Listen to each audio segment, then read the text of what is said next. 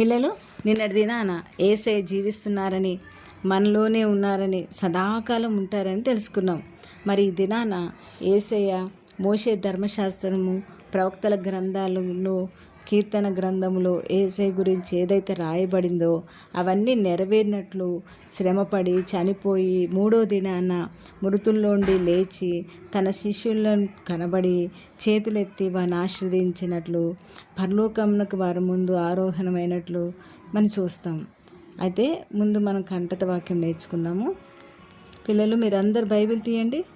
ప్రకటన గ్రంథము 22:12 వచనం 13 వచనంలో, ఇదిగో త్వరగా వచ్చుచున్నాను, వాని క్రియల చొప్పున ప్రతి వానికి ఇచ్చుటకు నేను సిద్ధపరిచిన జీతము నా యొద్ద ఉన్నది.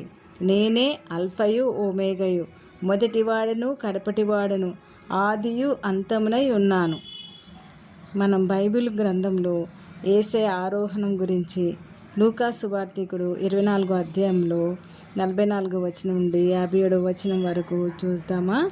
యేసయ్య తన శిష్యులతో ఒక రోజున, మీరు నాతో పాటు పరలోకంలో ఉండులాగున నేను మీ కొరకు ప్రాణం పెట్టాను, మీకు స్థలం సిద్ధపరచడానికి నేను ఇప్పుడు వెళ్తున్నాను, వెళ్ళి తిరిగి వస్తాను, మిమ్మల్ని తీసుకుని వెళ్తాను అని వాగ్దానం చేశారు.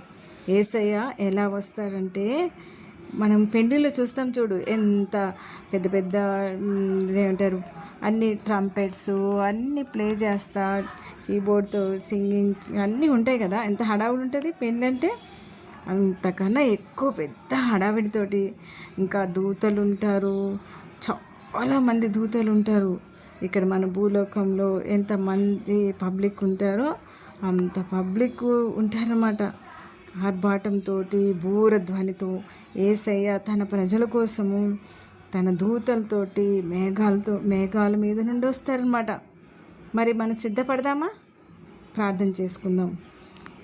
ప్రియమైన మా ప్రభువా, మా తండ్రి, మీరు తిరిగి వచ్చినప్పుడు మీతో మేము ఉండులాగిన పరలోకంలో మేము ఉండాలని, ఎప్పుడు సిద్ధపడాలని దేవా మేము ఆశపడుతున్నాం, ప్రార్థిస్తున్నాం. దయచేసి మా హృదయాలు మీకు ఇస్తుండగా మా హృదయంను నువ్వు స్థిరపరచండి, నువ్వు రాజుగా ఉండండి.